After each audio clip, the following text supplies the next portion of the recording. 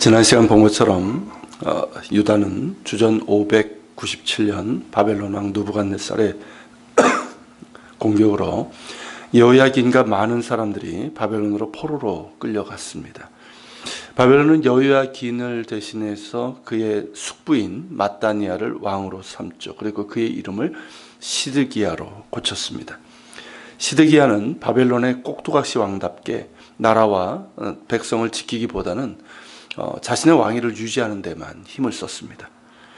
왕의 앞의 왕들처럼 하나님 보시기에 악을 행했는데 그러면서도 하나님의 구원을 원했습니다.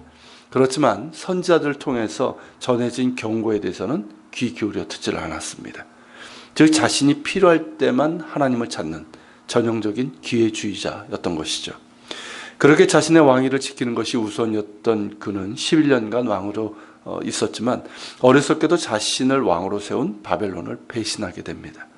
그때 이제 애굽의 바로가 반 바벨론 동맹을 이제 만들었고 그 동맹에 시드기야가 참여할 것을 요구를 하게 됩니다.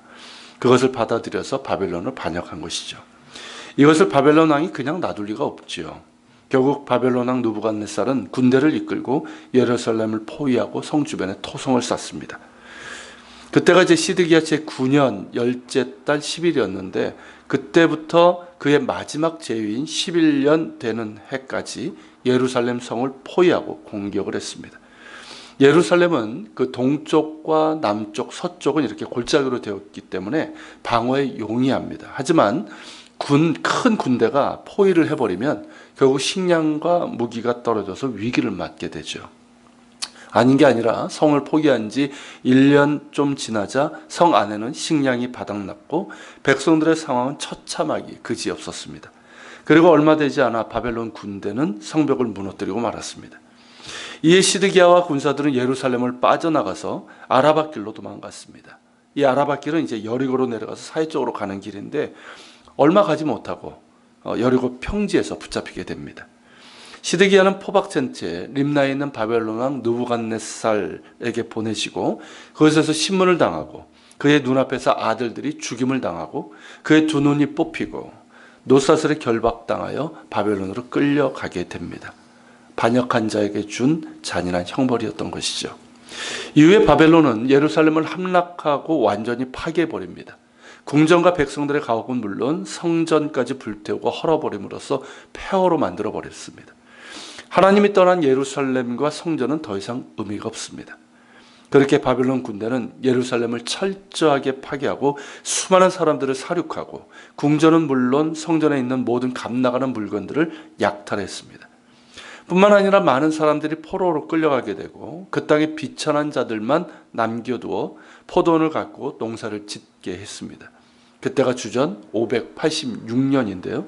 그렇게 해서 북왕국 이스라엘에 이어서 남왕국 유다의 역사도 끝이 나고 맙니다.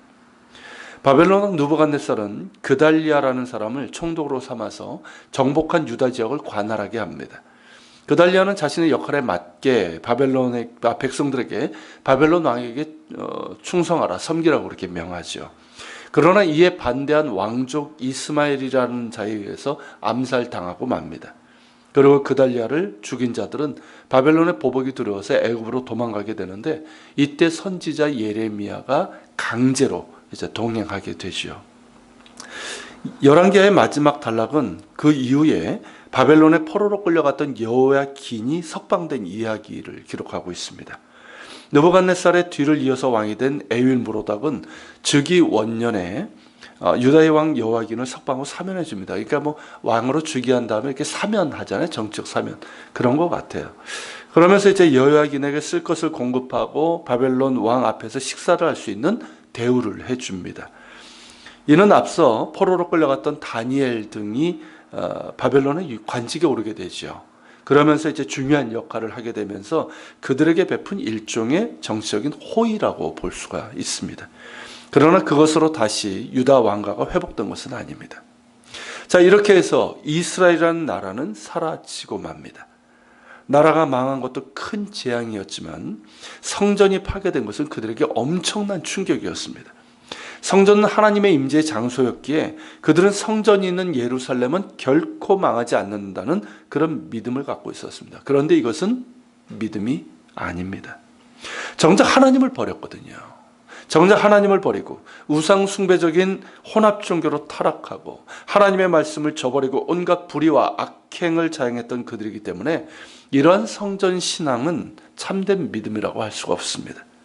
오히려 성전을 절대시하는 또 다른 우상 숭배와 다를 바가 없습니다. 그럼에도 성전의 파괴는 그들에게 충격적이었고 세 부류로 나타나게 됩니다.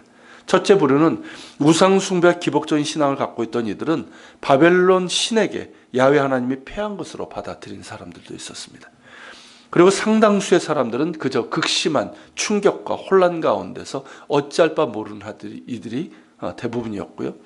그리고 소수지만 나라의 멸망과 성전의 파괴는 자신들이 하나님께 반역적인 죄악으로 일관했기 때문에 일어난 일인 것임을 깨닫고 회개와 이른바 율법 회복 운동을 전개한 이들이 있었습니다.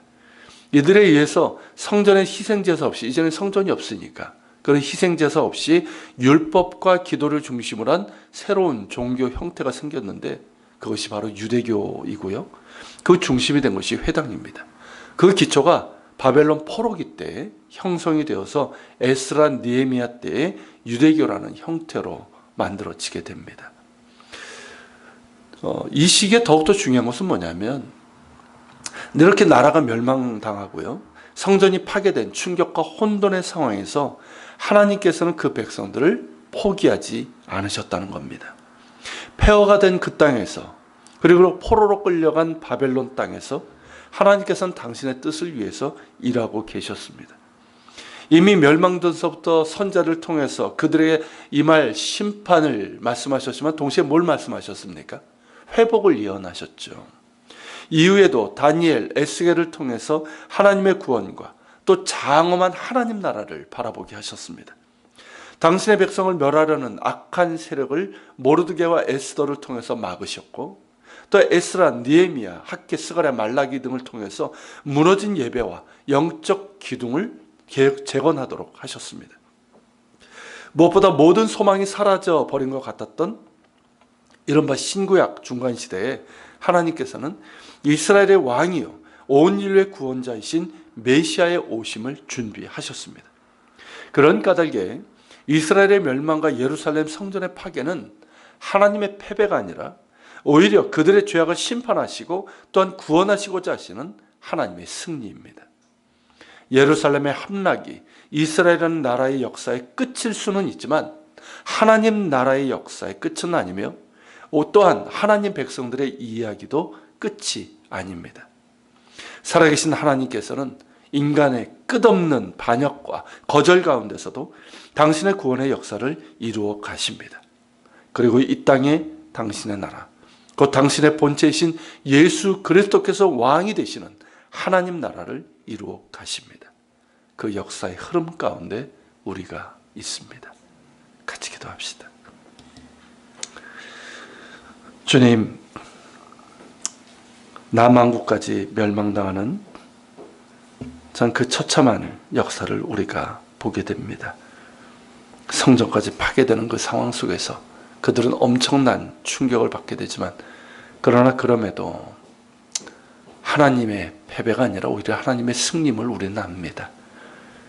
인간의 그런 끝없는 반역과 불순종의 거절에도 불구하고 당신의 구원의 뜻을 이루어 가시고 하나님 나라를 이루어 가시는 주님을 바라보면서 주님, 우리가 더욱더 주님의 주되심을 우리가 인정하며 고백하며 우리가 하나님 나라를 소망하며 살아가는 하나님의 백성으로 서게 하여 주시옵소서. 우리 기도하면서 나갑시다.